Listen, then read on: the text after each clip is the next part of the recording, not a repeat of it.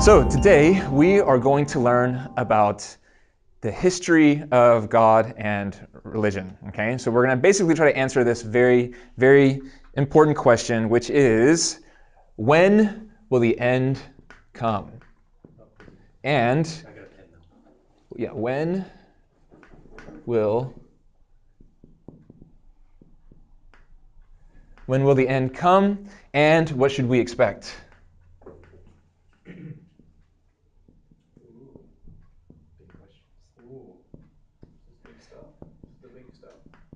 So you and I actually, we talked about this, actually, do you remember a little bit? Yeah. But I didn't actually give you any like real answers. I just kind of like explored some of the questions, yeah. Right?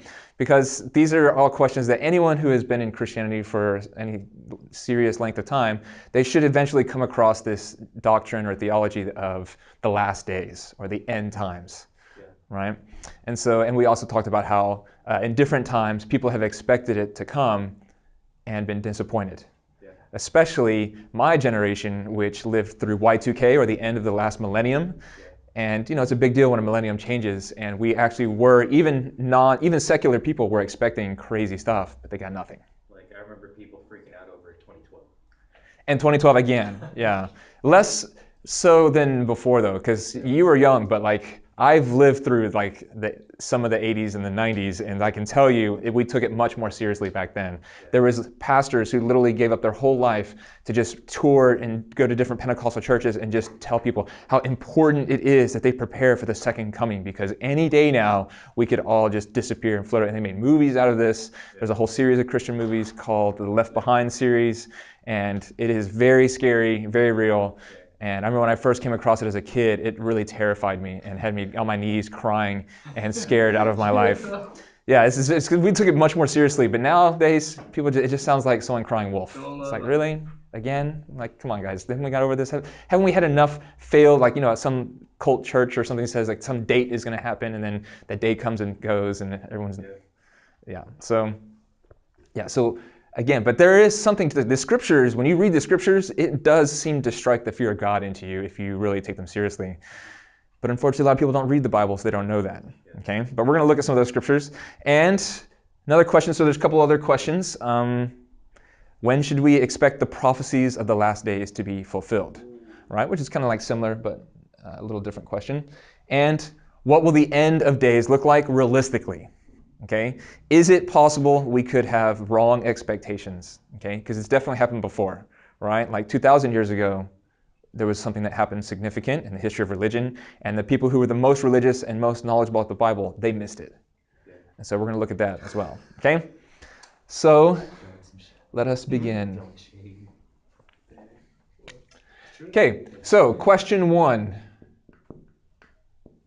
When will the end come, and what should we expect? Okay. Oh, actually, question 1. We're going to do minor question 1. And this is a question that only comes up among people who really study Scripture.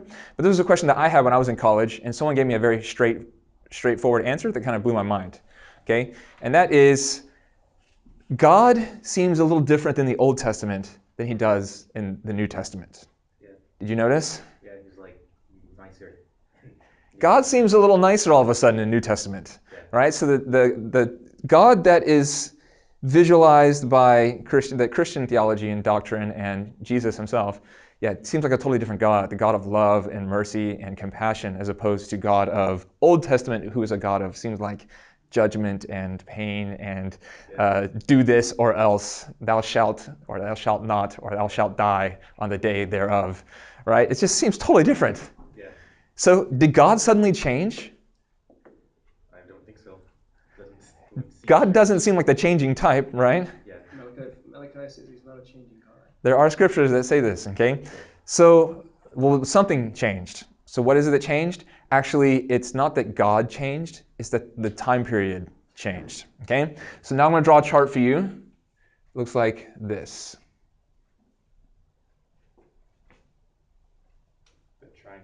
The triangle chart, okay? And what this is this is the Old Testament. There's only 2 this time. There's the New Testament. And basically there's the crazy transition between them, okay? There is more to this chart, but we will come back to that later. Okay, but let's focus on this for now. So we talked about the God, or we can talk about the Lord of the Old Testament. In the Old Testament, whenever the scriptures refer to the Lord, who are they referring to? God. God, that's right. Okay, so God. And then whenever it says that there's all these prophecies in the Old Testament, what are most of the craziest, most extreme prophecies referring to? What is the common theme among all the prophets? I don't know. What? Huh? I'm sure I know. I just probably don't understand. Basically, it's the Lord will come. Oh yeah, that's right. Okay? And so who were people expecting? They were expecting God himself actually to come down out of the sky. Like with horses and gold. All the crazy stuff. Okay? Like Aladdin. On the great and terrible day of the Lord's coming, everything will be like fire, and the sun will stop giving its light, the moon will turn blood red, and the stars will fall from the sky, and the heavens will recede back like a scroll. This is like so many scriptures say this almost exact same thing. Okay, so we're not going to look exactly at that one. We might do that in a later lesson, but there is a lot there. Okay, but basically, people are expecting some fireworks, at the very least. Okay. And also, too, like, there's good reason to expect something because, right, because it talks about, like, the evil or the unrighteous will be punished. Yeah. Who would not love to see all the evil people who have inflicted pain on them be taken out, and then you're, like, going to be rewarded because you've been enduring and suffering under the hands of the Romans or whoever it is that's been persecuting you, right? So we're all looking forward to that great and terrible day. And it never came. Right? So Jewish people 2,000 years ago were expecting someone to come and remove the Romans. But that's not what they got. Okay? So when will the end come and what should we expect? Okay, so what we should expect is not that, so we're going to look at that, and we need to understand that there is a different, what this is really talking about is the end of one time period and the beginning of another. Okay?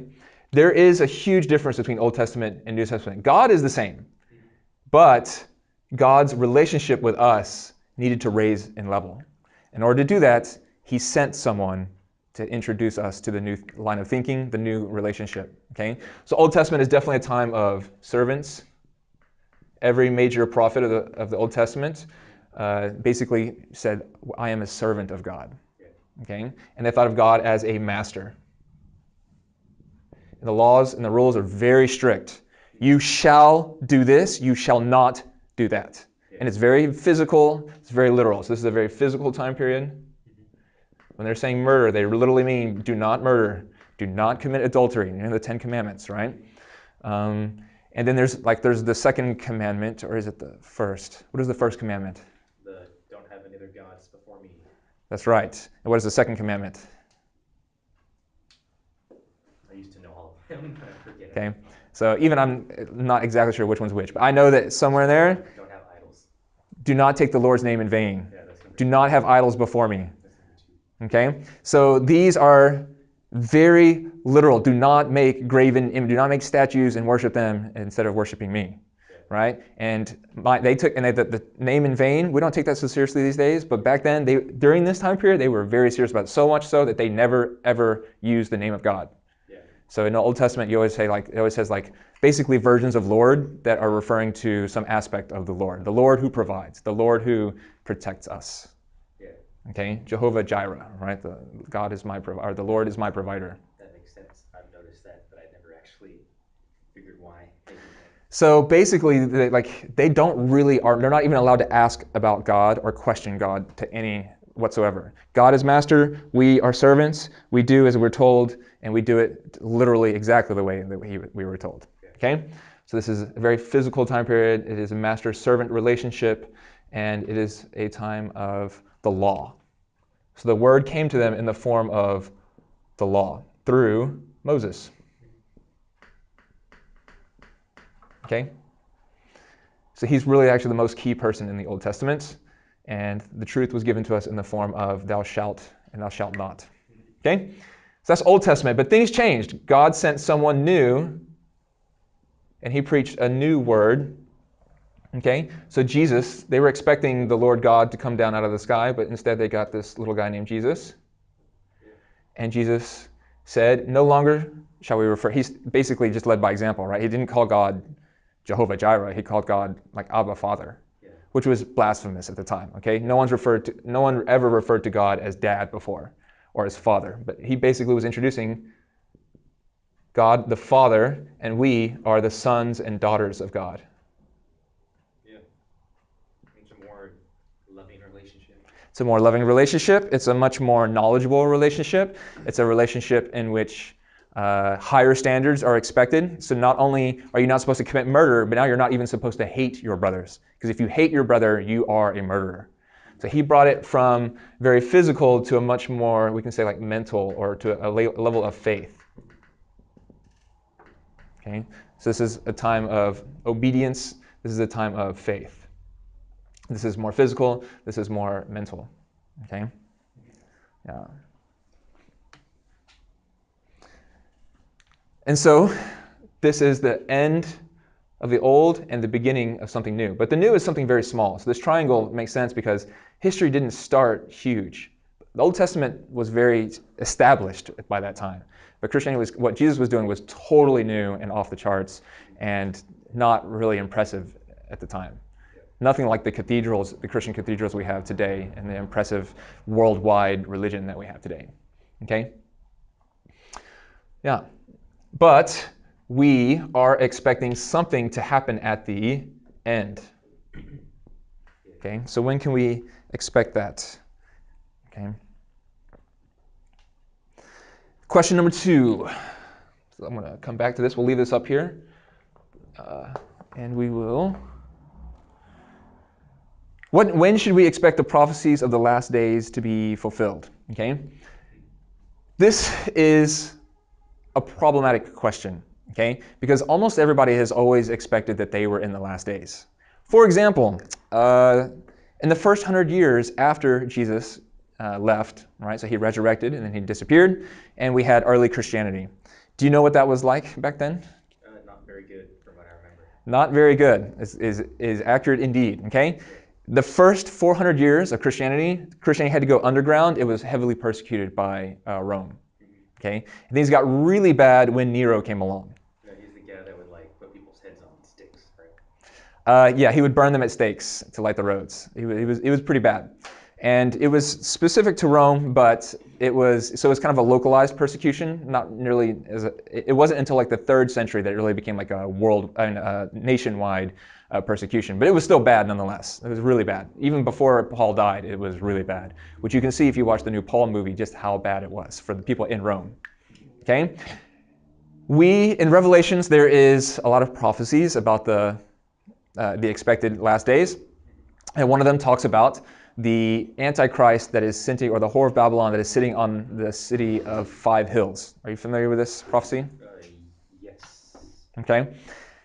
So this city, or this whore of Babylon, or this Antichrist, is basically like Babylon, or the predicted place where the last days will start. Okay? The city on 7 hills is universally known as Rome. Rome is actually known as a city that is sitting on 7 hills. And it says that the whore of Babylon can also be thought of as a city. So definitely, and then it talks about the mark of the beast, 666. Well, I don't know if you know this or not, but Nero's name, if translated into Hebrew, which Israelites, or almost all the early Christians were Jewish people, right?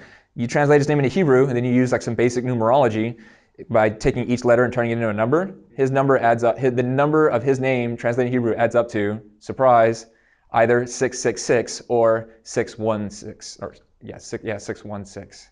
And in some translations actually don't say 666. Some translations actually say 616. But his name adds up to both somehow. I don't know the details of that, but definitely people have good reason to believe that the last days were during the Roman times when they were all being heavily, heavily, heavily persecuted, much more persecuted than we are now. Okay?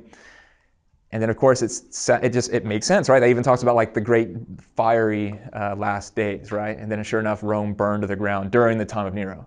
Yeah. And then it was blamed on the Christians. Right? There is every reason to believe that that was the last days. Also, too, when you read the epistles written by the apostles before they died, they all start their letters with warning signs about make sure you are prepared for the coming of the Christ, because it will happen before you know it. It will come like a thief in the night. So everyone be on alert, everyone be ready. They were constantly warning of this, like it's going to happen tomorrow. And that was 2,000 years ago. Yeah. So what do we make of this? So what I will illustrate for you now is the principle of the last days, okay? As illustrated and explained by the person who founded this Bible study, okay? So what he said is, actually, when will the end times come? Actually, they already came and went, okay? So actually, we kind of like missed the boat. And not missed the boat, but like it's coming and going all the time depending on what level you apply it to. So I think we talked about miniaturization and magnification. Did I explain this before? I don't think so. No? All right, well, this is a very simple concept, but it's a very important concept, and it's one of the first ones you need to learn because it applies to everything else, okay? So the very first chart, actually, that the guy that wrote this Bible study received was Jesus kind of appeared to him and told him to draw an inverted triangle, something like this. Okay, and you could draw a circle at the top, and you could draw like a small circle at the bottom. Or we can just leave it as a big triangle, okay? And basically this is what we call the chart of truth. Pretty epic name. Yeah, epic name, right? The chart of truth. And we can also think of this as the principle of miniaturization and magnification, which I like to draw as magnification, miniaturization. Cool? Yes. All right. What this basically means is 2 plus 2 equals 4. True or not true? True. Very true. Okay? Also pretty easy to grasp. Yeah. It could only be easier if we made it very, very literal. 2 apples plus 2 apples equals 4 apples. Very concrete, right? But a little slightly more abstract is 2 plus 2 of anything equals 4 of anything. Yeah. Which we can also say, which is similar to like 20 plus 20 equals 40, right? Or 2,000 plus 2,000 equals 4,000. Okay? If you really want to get even more, algebraic and abstract, you can say, well, 2x plus 2x equals 4x. Yeah. X being replaced with something more concrete. Okay? But if you really want to go high level, you could even say 2 infinity plus 2 infinity, which we cannot add, by the way, right? But based on the principle, actually, maybe we could, Yeah. right? So we can deduce the answer based on the principle, even though it's beyond our domain. So that would be 4 infinity. These are different levels of application of the truth, but it's the same truth all along. Okay? So you get different results, but same principle, same application. When you This add is something to itself, it doubles. Yeah, so this is how we can use reason, logic, and deduction to learn what is actually impossible for us to really know. Okay? Well, we can apply this. Okay? Oh, okay. So the way that last days can apply is like this. The last days can be applied to someone's personal life, and you could apply it to the history of a family, to the history of a nation, and we can go worldwide. Okay? Because the thing is, time is a principle of the heavens. It's part of the way God designed the world. And the way he designed it is not linear. We live very short lives, right? And have very limited perspective. We see it this way. So this is the chunk of it that we can see. But actually, when you zoom out, time is circular. Okay. Right? And nature shows us this because nature is always going from death to resurrection, from winter to spring. Yeah. Make sense? So when everything dies in winter, but everything comes back to life in spring. And we constantly go through this cycle. Okay? This is also how we can understand the scripture in Revelation that says, I'm going to look it up to see what the numbers of it are. Revelation 1:8. In which the Lord says, I am the Alpha and the Omega, the beginning and the end. It's a pretty popular verse. But this blew my mind when I first saw it, because this is the way Alpha and Omega can be the same thing. Oh, yeah. Right? Yeah, that makes sense, because it's like that. Yeah, if it's at the opposite ends, it doesn't make sense. Yeah. But if the beginning is the end, then being one or the other and being the same, it makes sense. Okay? So he is the Alpha and the Omega. He is there at the transition when we go into something new. Okay?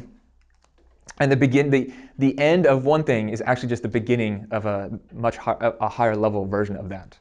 Because history does repeat itself, but it repeats itself at a higher level each time, or at least it should if we do our responsibilities and make the world a better place and learn from our history, okay? So, yeah, and this also makes sense when we look at, say, for instance, the Mayan calendar. The Mayans actually understood this. That's why they had a repeating calendar. And then when it repeats, those are the significant calendar days or moments that they expect crazy things to happen, because it's the transition that's difficult. And that's what the scriptures are telling us, is that beware of when you're going to transition to something new. Surviving the middle part can be a little bit chaotic. But it's okay, just hold fast and keep your eyes on the Lord, then you'll be okay. Okay? So if we apply this to the personal life level, right? You at some point will go from one school to another. And it's hard because you're like, the king of your high school, right? This small pool. But then everything comes to an end, and then you have to make this difficult transition, and it's pass or fail. But as long as you survive the test, then you go and start a kind of scary new life at a whole nother school at a whole new level. Okay? And you don't just suddenly know everything when you get there. You start day one learning. It's just like you were learning on the last day of the last school. You're still learning the new things at the new school. But you don't, because some people think like, oh, well, we don't know anything now. But when we get to heaven, suddenly we'll know everything. Yeah. Actually, it's not the case. Okay? It's just one of many transitions, difficult transitions you're going to make from one part of your life to another. Okay? In the same way, your family too might go through a last days. For instance, my parents nearly got divorced when I was in high school, and that was a very painful, very difficult time. We let our house foreclose, and we moved into a very tiny apartment. All 5 of us were living in 2 bedrooms. Yeah, that was tough. And my parents survived. Their relationship survived that one, but then later on they went through another turmoil, and they didn't survive that one. Okay, but yeah, so a family will, right, go through. In the last days, it will be very trying, and everything that you look up to will no longer have light, and the authorities that you look to help navigate your life will no longer be able to guide you. Something like this. Okay, so it's a very challenging thing. And then a nation too. A nation might go through a civil war, or it might go through a war, or it might be colonized, and then suddenly it has to, through a very difficult transition, like a revolution, it has to actually throw out their oppressors. That kind of transition is very, very difficult. Yeah. And yeah, so the Bible is warning us about how to understand and how to manage these things. And stock market economic stuff that goes like that also. It's all cycles. That's right. It's all patterns that if you're really paying attention, you shouldn't be blind to or caught surprised by. Right? Because there's also scriptures that tell us that, yeah, of course, like no one knows the day or the hour. But, right, this is actually, I have this up here, 1 Thessalonians Chapter 5, verse 1 through 5. Now, brothers and sisters, about times and dates we do not need to write to you, for you know very well that the day of the Lord will come like a thief in the night. While people are saying peace and safety, destruction will come on them suddenly. As labor pains on a pregnant woman, they will not escape. But you, brothers and sisters, are not in darkness, so that this day should surprise you like a thief. You are all children of the light and children of the day. Okay, so actually he's telling us you should not be surprised by that time. You should see it coming. And you, just as long as you do live your life properly, should be ready and able to receive that. And it should be a blessing for you, not a curse. Okay, something like this. Yeah, but the most important thing is to understand how to apply this on a worldwide scale. Okay, because those are actually the major shifts, and they're the scariest ones, and the ones where you can see the greatest blessing or actually receive the greatest challenge. So the transition between Old Testament and New Testament, this one was huge, because God did actually send the Messiah that he had been telling everyone he would send, and then people murdered him, right? That is not the proper way to receive the new time period, okay? And they, it's really bad. And so judgment, I need to, at some point I'll need to explain to you the entire principle of judgment, but we'll go by that. We'll pass that up for now. Okay. So instead of judgment can be good if you do right, but it's a terrible thing if you get judged for doing wrong. But it is a test, just like passing a grade is a test. You have to pass the test, and it's pass or fail. It's all or nothing. Okay. And we also have scriptures that say things like, 2 will be working in the field. 1 will be taken, and the other will be left behind. which according to modern day Christian theologians, or the way that the people who wrote the Left Behind series imagined, is that someone will literally disappear. Yeah. But what that really looks like, if we apply that to this particular time period, is Jesus went and preached to people, right? And then what happened? Some of them followed, right? It says Jesus said, stop fishing for fish and come follow me and become fishers of men. And it says that they left their life of fishing behind and they followed Jesus. But we also have stories of the rich man who came to Jesus and said, I obey all the 10 commandments. I do everything I'm supposed to do. I believe in all the great prophets. What more should I do? Jesus says, give up everything and follow me. And the rich man hung his head in shame because he was very rich and he could not leave his life behind. Yeah. So one will be taken, one will be left behind. But it's not like fireworks. We always think that one will disappear because he's been living a righteous life until that point. No. Actually, both of them will still look like they're living normal lives, but one of them is living by the new word, by the new truth, and the other one is totally blind to it and has no idea what they're missing out on. Yeah. And they might actually have to separate and go different ways at some point. But it's not going to be anything spectacularly beyond the laws of physics. Yeah. So that's why we have to understand the spiritual principles and not get caught up in thinking everything is physically literal. Otherwise, we can miss out on great heaven's blessings. Yeah, because heaven's blessings often come in the form of the Spirit, because the Spirit, like we learned last lesson, is far more significant and important on the bigger scale. Also, it's more connected to heaven than physical. Yes, exactly. So connecting to heaven is not something you can physically recognize with your physical eyes a lot of times. Okay?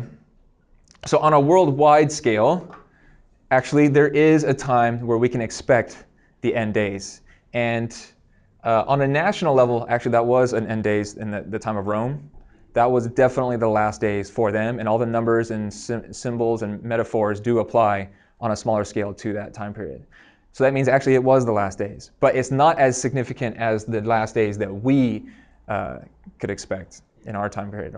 Because if we look at this, the Old Testament is 4,000 years, and the New Testament is, we would guess or estimate, about 2,000 years, according to people who recognize these kind of patterns, and scholars. They all kind of agree. This is why it was such a big deal when 1999 came. Yeah. Okay, but now here we are in 2018, and still it seems like nothing has happened. Okay, but actually we are in a major transition, and any secular historian will tell you definitely the 1900s and the 2000s are totally different on the scale of things being different. The difference between this and the 1800s is far greater than the difference between the 1800s and the 1700s, or the 1700s and the 1600s. Yeah, like the Renaissance was kind of a big deal, but actually the Renaissance was a very small portion of the world. Most of the world was actually suffering greatly through the plague and stuff like that. Okay, but we've actually had far more significant plagues since then, like the Americapocalypse that happened to the Native Americans is far greater than what happened in the 1600s. Okay, so definitely, even on a secular scale, not considering religion, this seems like a big deal. Okay, and it is a big deal because this follows another pattern in the Bible, and that is the pattern of the millennium. Is this a new word to you, or have you heard of this before? Millennium? It's like 2,000 years. Millennium is actually 1,000 years. Oh, yeah, 1,000 years. Right? We call this generation the millennials, right? Because we actually made the transition from the 1900s to the 2000s. Oh, yeah. Right? And so this is like not a century, but 1,000 years. Okay? And so,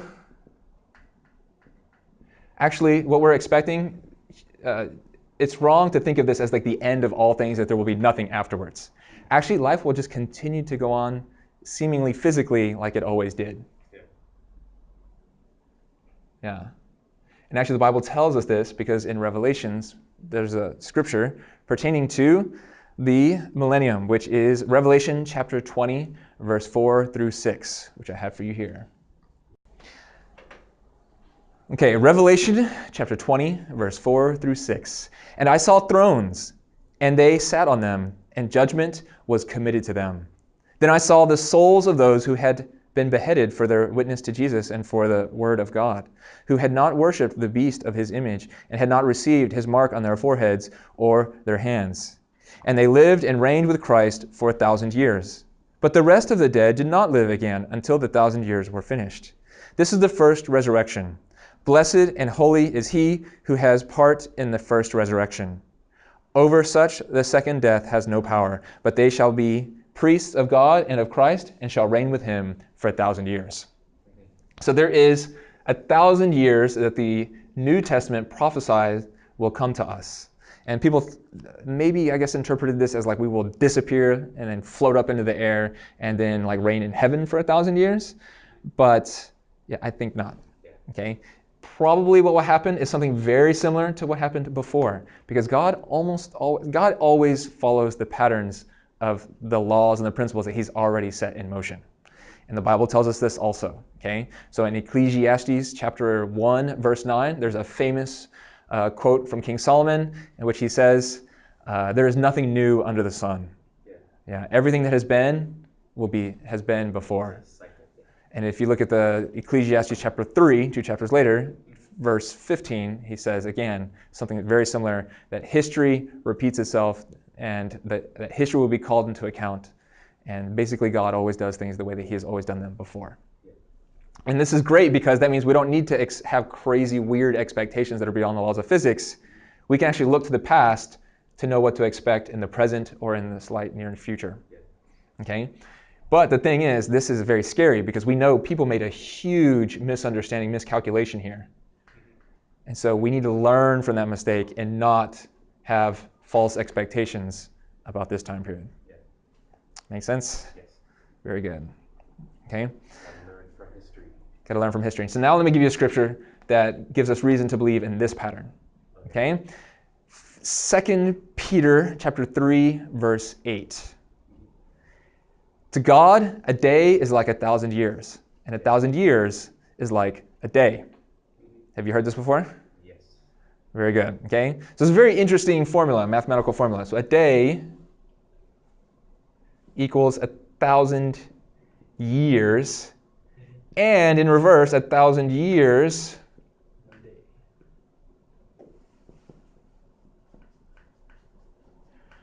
that's some very, very interesting math. Okay?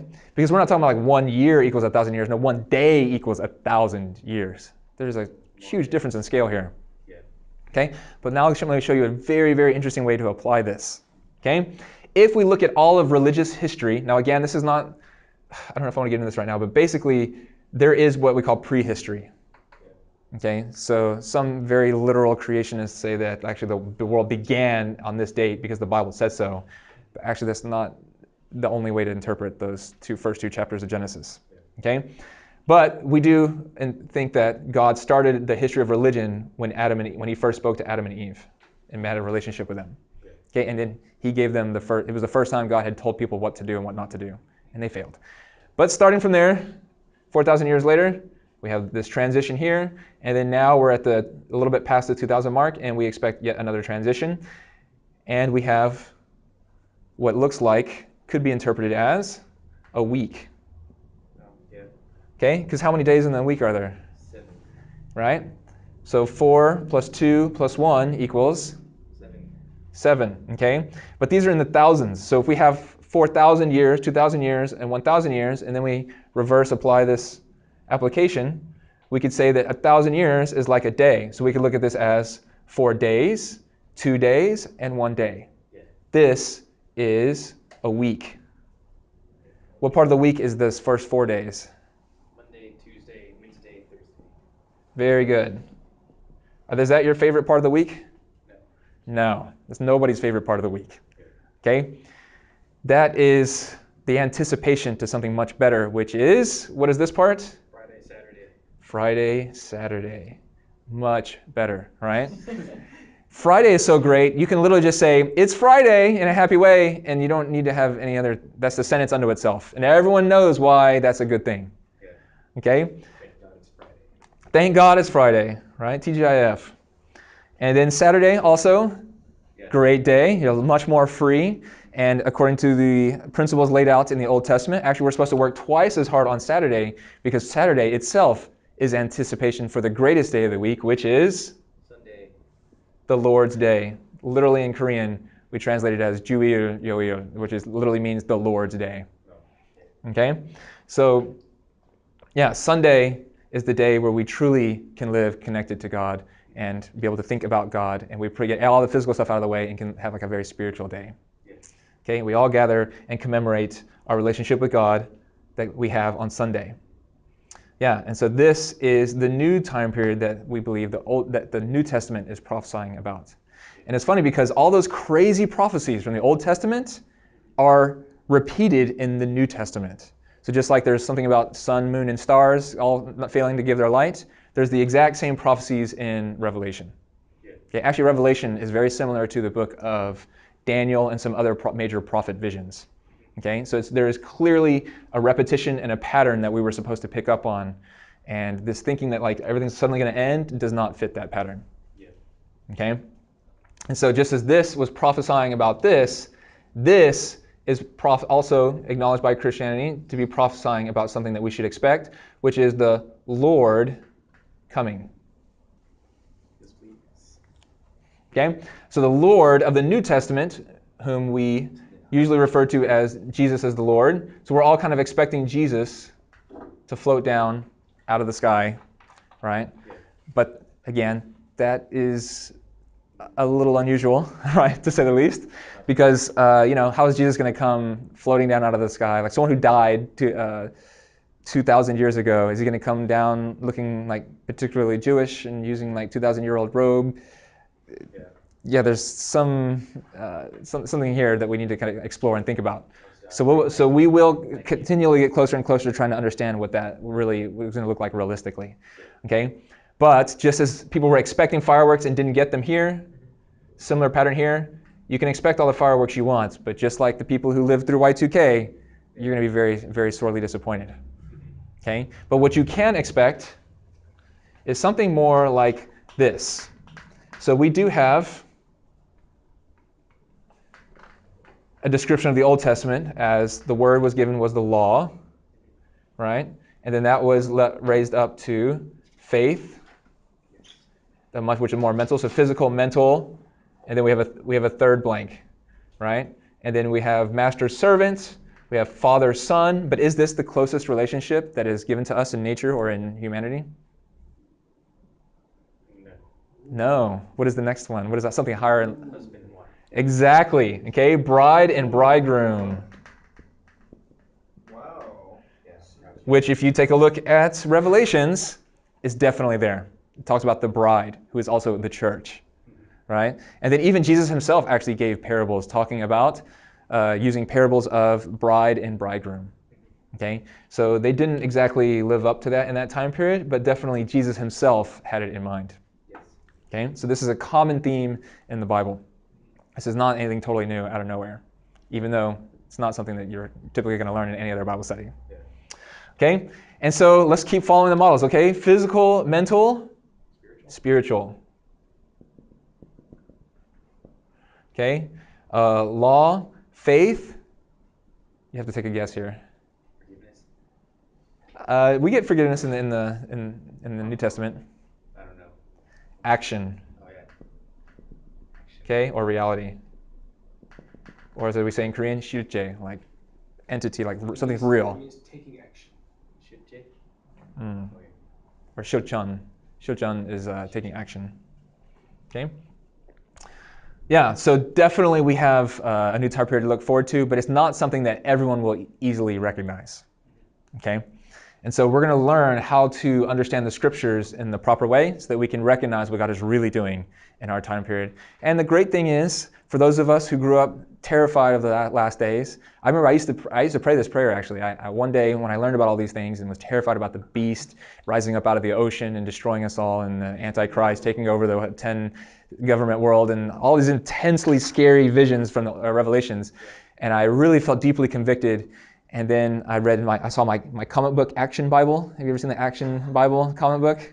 And at the last page flipped me out, because on the last page it showed Jesus floating down out of the sky with all these like crazy angels, and it's like magical and glorious. And I was like, whoa, what is that? I don't remember reading about that, and realizing like, oh, there's this crazy prophecy about Jesus coming down out of the sky and the second coming.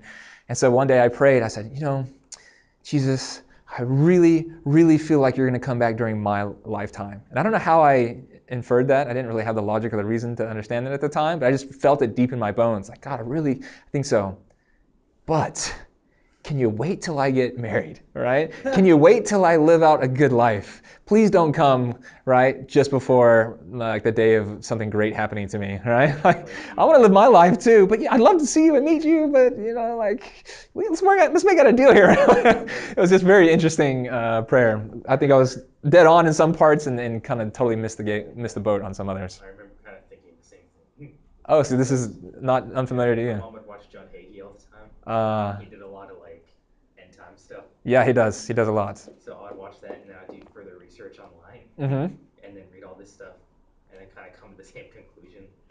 Yeah, and at one point I did actually do a lot of research on what the theologians and a lot of the scholars say. But when it comes to Revelations and how to interpret it, there's such wildly different views. Like, is it happen, the millennium happen post-tribulation, before the tribulation? Does this happen before that or after that?